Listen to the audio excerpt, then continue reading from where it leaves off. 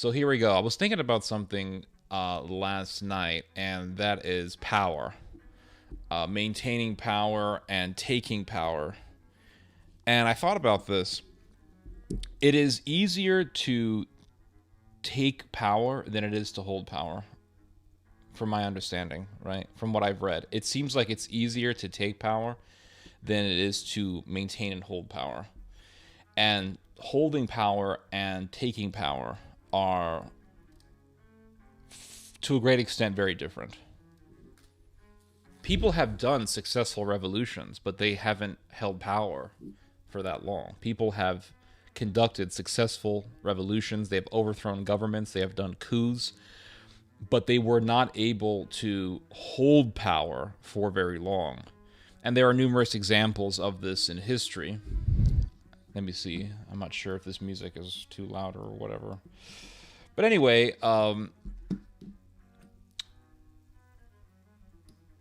sometimes it can be easy. Many times, actually, it's easier to conquer a country than it is to occupy a country. I would say that's pretty much true. The Romans, for example, they conquered territory in Iberia, in Spain, and they fought against the Celts of Spain. They fought against the people of Cantabria. And, well, it was very difficult to occupy those people. It was very difficult for Rome to occupy Britain.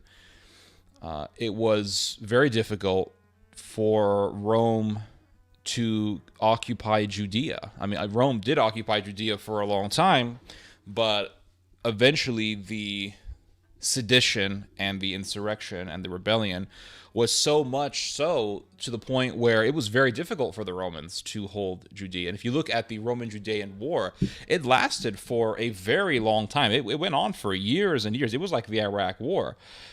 And it can be very, very difficult to occupy a country. And it is easier to take over a country than it is to occupy a country. People will say things like, oh, if I was in power, I would do this, right? If I was in power, I would do that. If I was a dictator, I would do this. And I've said things like this many times in my life, right? If I had supreme power, I would do this. But you have to really sit down and think about this for a second. What does it take to maintain power? What does it take to really, really hold on to power until you die of old age? It takes a lot of inner fortitude, self-control, and courage and strength. People will say, "Oh, if I was in power, I would do this." If you were in power, you'd be assassinated. Most people would be assassinated if they were in power. They would be assassinated. People who get angry with politicians or they get angry with government officials and they say, well, this guy sold out on us. This guy betrayed us. This guy was in bed with the enemy or something like that. If I were in power, I wouldn't do that. If I were in power, I wouldn't do that. If I were in power, I wouldn't do this. But you don't even know all of the political happenings that are taking place behind the curtains. It's like the case with Nagorno-Karabakh in Azerbaijan. There was a very brutal war that took place in 2020, and the whole world was supposed to be terrified of COVID, and here were the Armenians fighting against the Azeris in the middle of a pandemic, and Armenia lost the war. Armenia lost the war because they were at the disadvantage when it came to technology. And they didn't have the NATO weaponry that Azerbaijan does. And Armenia was forced to relook its entire military apparatus and say, okay, what do we need to do to reform our military? What do we need to do to make our military actually effective and up to date to the times and to the military innovations? And this is what Armenia is currently doing, actually. Armenia has to, in order to, if it's going to survive in the future, Armenia has to make its military up to date with the military technology of today. How it's going to do that, all the details of that process, I'm not educated on, but I can only observe the obvious. So Pashinyan, the leader of Armenia, he said, okay, Nagorno-Karabakh belongs to Azerbaijan. That's it.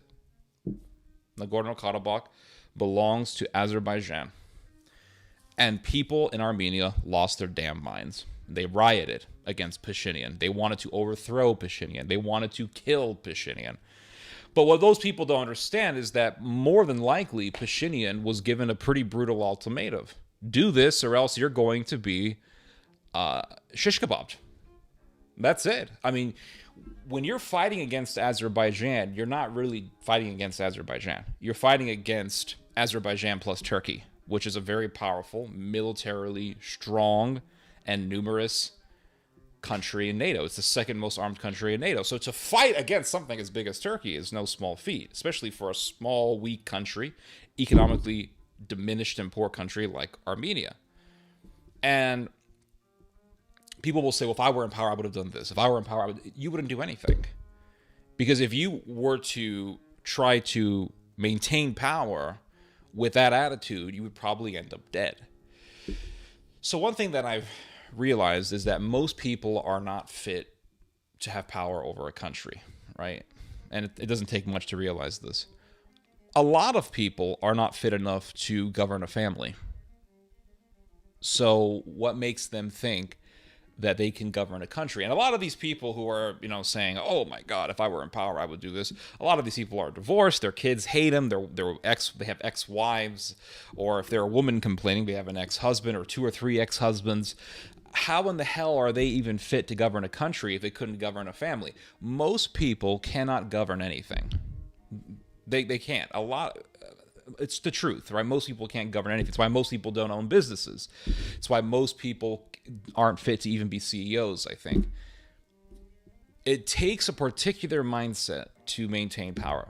And I'm not saying that I have this mindset. I certainly don't. I do not have this mindset. I'm not fit to run a country, I would admit, because I would have a more idealistic approach to things. And the danger of idealism is that when it comes to governing a country, idealism is not the correct word, because you have some very vicious dictators in history who are idealistic. I would say that I would feel extremely ashamed if I were to betray my principles. Extremely ashamed if I were to betray my principles. And in order to maintain power, you have to betray your principles in a way. Right? I think a lot of the times you have to betray your own principles. And people who have maintained power for long enough, they will betray their principles almost always, unless you're talking about very few exceptions like the Emperor Constantine. So one thing I've seen, and this is quite obvious from reading history, is that in order to maintain power, you need a mix between diplomacy and brutality. And this is what I've noticed. You need a combination or a harmony between diplomacy and brutality. If you have too much brutality, people will hate you, and they will, if they have the opportunity, kill you. If you are overly diplomatic, then people will kill you. So both characteristics in excess will get you killed, or will get you overthrown.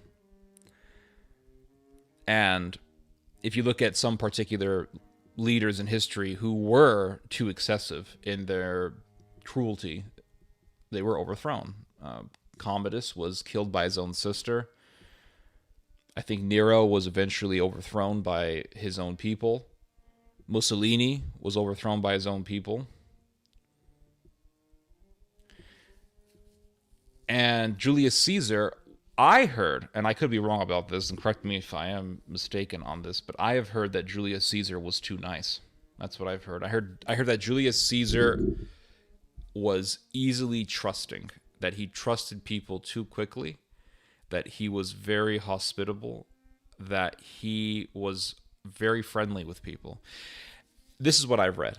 And if you read his account of his conquest of Gaul, you definitely do get the impression that Julius Caesar was indeed very reasonable.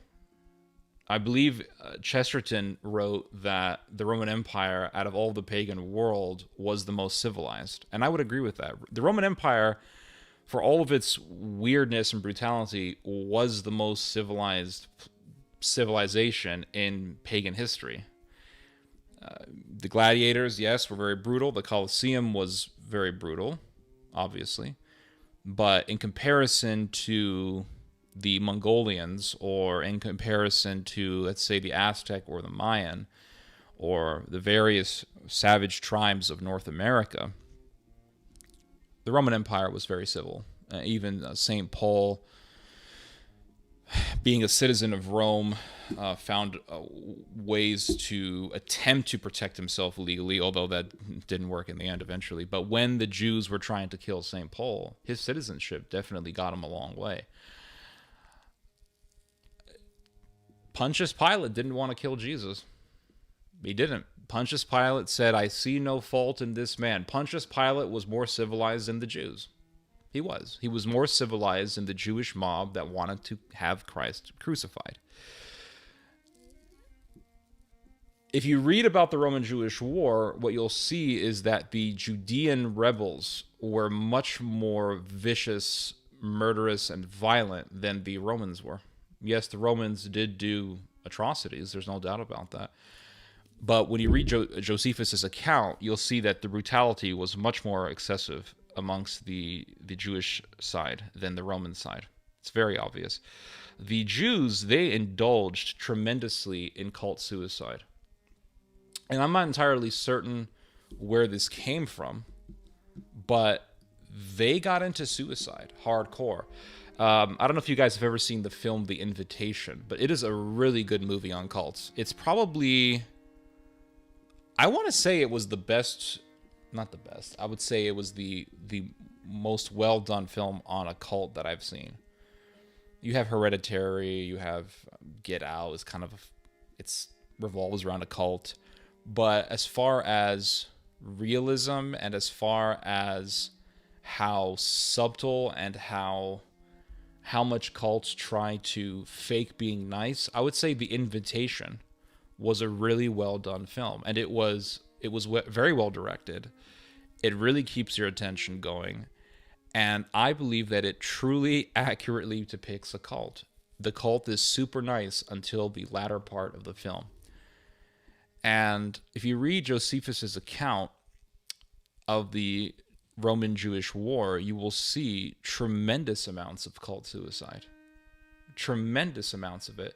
And these suicides were done by people who claimed to be followers of God and who were a part of a religious institution that spoke of the compassion of God, that spoke about being kind to your neighbor. And yet, people who were a part of this institution showed no kindness to their neighbors. They completely contradicted the teachings, and they ended up murdering each other. Invitation is a crazy good movie. It is one of the best horror films I've ever seen. I heard about the film when it first came out, and around the time that it came out. And I remember thinking, it looks kind of dull. And then I gave it a shot in 2021, so a few years ago. And I sat down and I watched it, and I just couldn't stop watching it. It was such a good movie. Have you heard about Jallianwala Bagh Massacre, British history? I've never heard of it, no. Is that some Indian thing? Where would the Chinese rank on the civilized scale in the ancient world? I haven't really looked too much into Chinese history. What I have read is that it was pretty weird and brutal. The Great Wall of China was built on literally burying people alive. If you fell asleep during the construction of the Great Wall of China, they would bury you alive. That's what I've heard. They would bury you alive. And then you had the uprising, the Chinese Civil War. What was it called? Taiping Rebellion, I think. Was it Taiping? Yeah, Taiping Rebellion. That led to tens of millions of people dying and then or being killed. Communist China, very brutal. So I don't know. I'm not from what I've read, there's not a really good record that China has. But power is maintained by diplomacy and brutality, those two things. You have to know when to be brutal, and you have to know when to be diplomatic. And you be diplomatic with people who you know are helpful to you. And I'm speaking from strictly a cold, callous, practical perspective here. I'm not speaking from a moral perspective, but you have to be brutal with those that you know very well are going to get you. And you have to be compassionate, or not compassionate, you have to be diplomatic with those who you know won't rebel against you, won't try to screw you over, and having them ruled under you will be to your advantage. You see this in Julius Caesar's account of his conquest of Gaul. Many times Julius Caesar was pretty diplomatic, and they were people in Gaul, amongst the Gaulish tribes and the Germanic tribes, who took advantage of Julius Caesar's kindness. And they took advantage of his kindness. And he would make agreements with them. He would say, okay, we're going to be friends, and you're going to be under the power of Rome. And they would say, oh, yeah, Caesar, absolutely, absolutely. And then once they got the opportunity, they would ambush Roman soldiers. They would commit massacres of Roman soldiers. And this happened numerous times. You can read about it in Julius Caesar's account of his conquest of Gaul. And once you demonstrated to Julius Caesar that you could not be trusted, then he would massacre you. And there were a couple of cases, and you can read about this in Julius Caesar's account, wherein the Romans did commit massacres. There is one example that I can think of from the top of my head, in which you had I believe a Germanic tribe. They committed a massacre of Roman soldiers.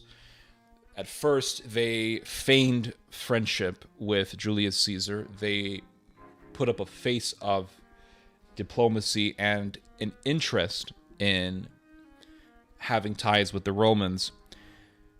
Roman soldiers entered their town, and the men of the town ambushed the Roman soldiers and butchered them. Julius Caesar, knowing this, upon finding out about this, sent his troops into that town, and they butchered almost the entire town. Men, women, and children were butchered. That was the price to pay for taking advantage of Julius Caesar's diplomacy. So Julius Caesar knew when he needed to be brutal, and he also knew when he needed to be diplomatic. And there were many cases where tribes would just come up to the Romans and say, we submit, and Julius Caesar would accept their submission. And that was the end of that. He didn't plan on massacring them for his own sadistic pleasure. From what I have read, when Julius Caesar became the Caesar, because when he took over Gaul, he was not the Caesar. He was, I believe, a governor and a military leader, obviously. Once he became the Caesar, he didn't last very long. I think he only lasted for a number of months, if I remember correctly. How long was Julius Caesar emperor? Oh, okay, never mind. He lasted for about 2 years.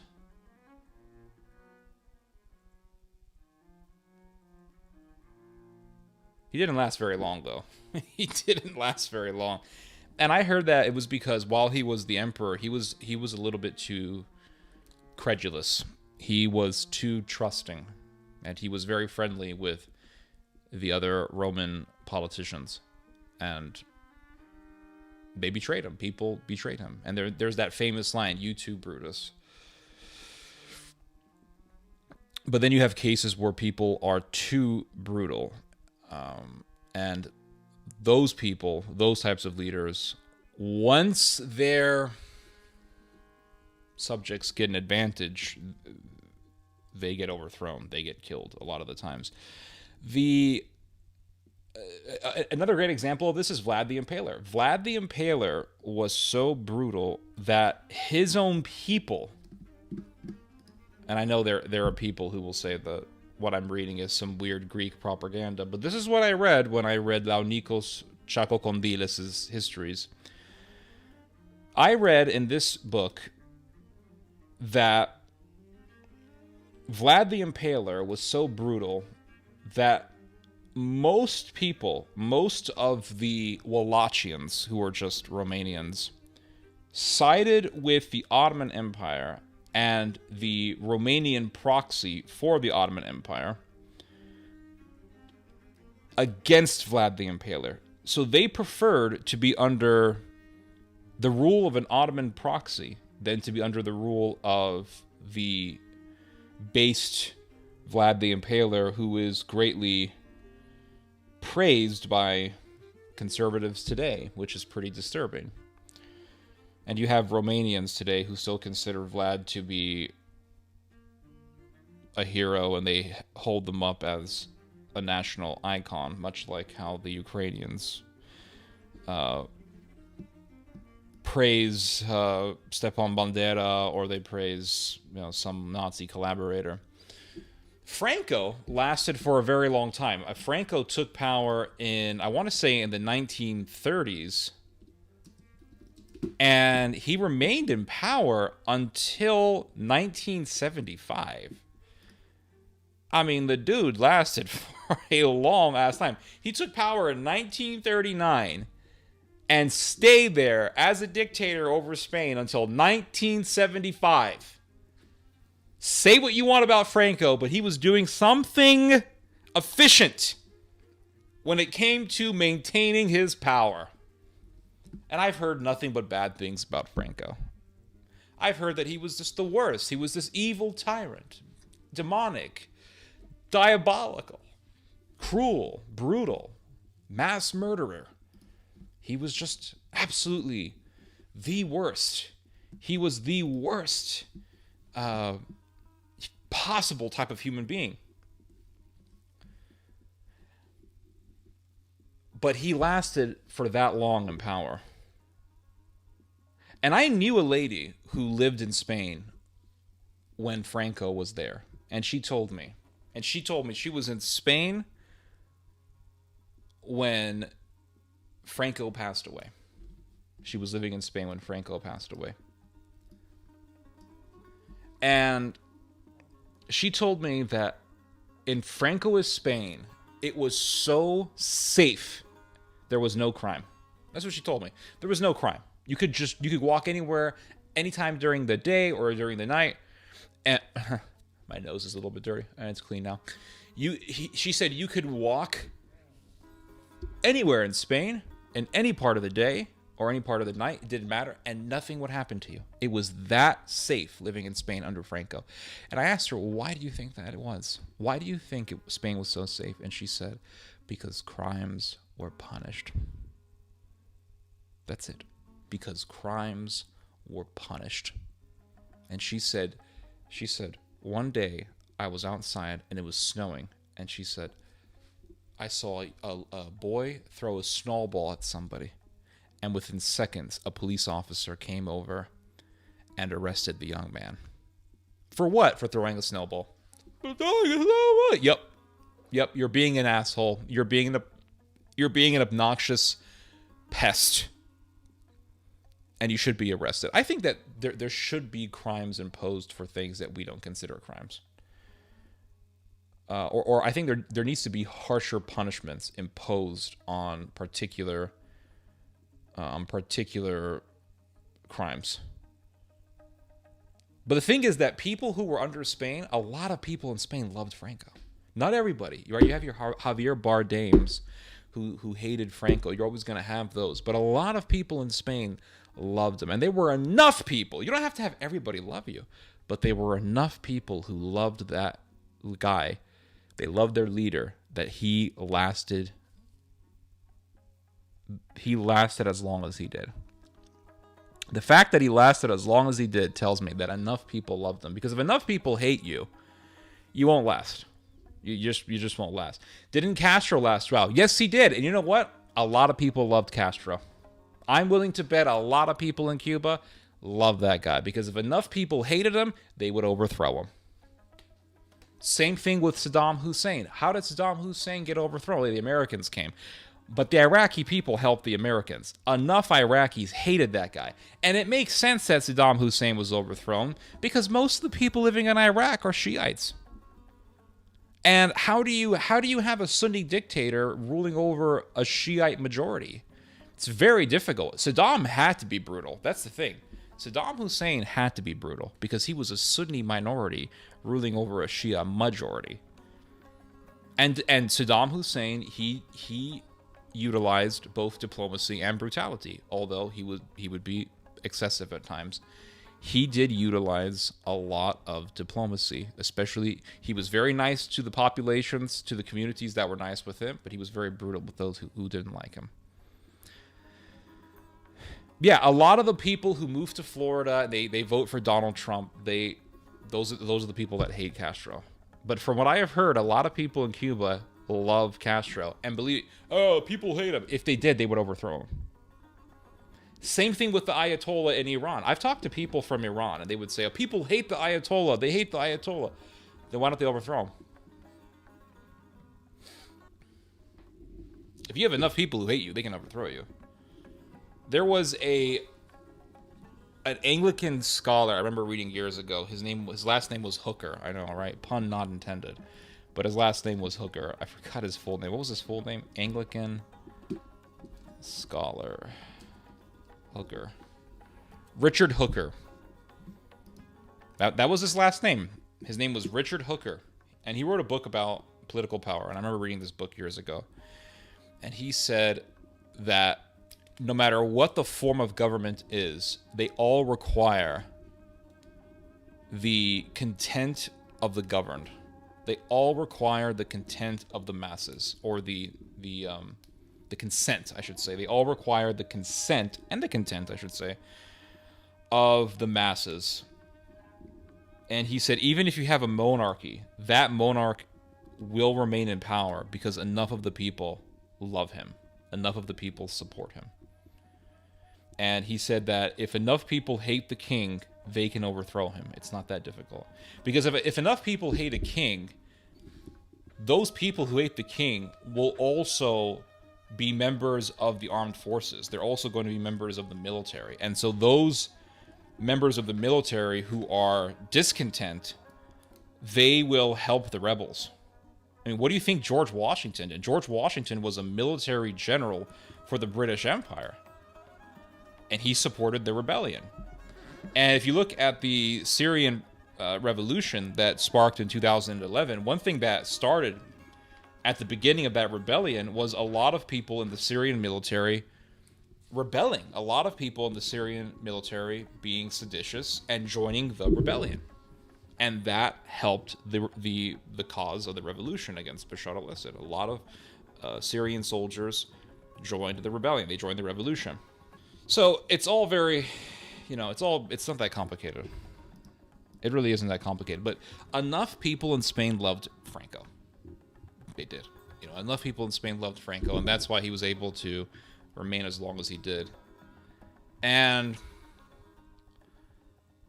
I remember going to Spain, and I remember meeting some people who hated Franco, and they were all Protestants, by the way. They were all Protestants who hated Franco, and they said that Franco, he persecuted us.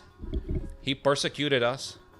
He persecuted the people of the Protestant church because we're the faithful church of Christ, of Jesus Christos. That's why he hates us, because we follow the Bible.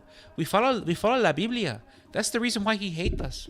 And more than likely, he persecuted them because they were a subversive element, backed by either the British or the Americans, if I had to guess.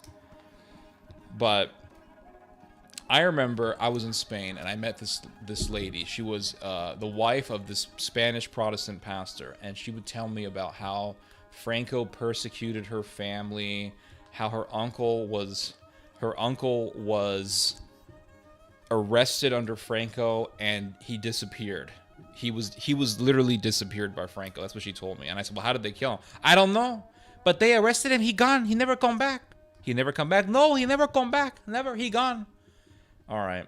So during my time in Spain, I met this guy. His name was Pedro. Yeah, like from Napoleon. And Pedro, he was a really cool guy. He was driving me around Madrid, and he was showing me different things. And him and I talked a lot in the car. And he had a very, very thick accent, very, very broken English. He didn't speak English very well, but he tried, and he was good enough to communicate what he was trying to convey. And I remember he told me, he said, he was driving his car. He said, a lot of these young people, they don't understand anything about Franco. They don't understand why he was in power. And he explained it to me. He said, my family suffered during the Spanish Civil War. They took my uncle, I want to say his uncle, or it was great, I'm pretty sure it was his uncle. He says, they took my uncle and they tried to kill him. And they massacred the whole town. My uncle ran to the neighboring town, he told me. And when they found out who he was, when they found out that he was from the adjacent village that had just been butchered, he says they covered him with gasoline and they lit him on fire. He said that they would tie people up to poles and use them as firing practice. And I stayed in this little town in Spain. It's called Paracuelos de Jarama. And I remember the name of this town because it's such a cool name, right? Paracuelos de Jarama.